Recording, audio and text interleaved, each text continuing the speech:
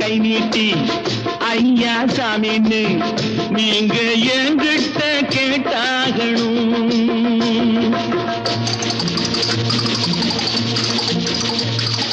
Black చేసి నోళ్ళు డబ్బు దాచుకుంటారు, కాస్త బిచ్చమెయ్యమంటే మూతి ముడుచుకుంటారు.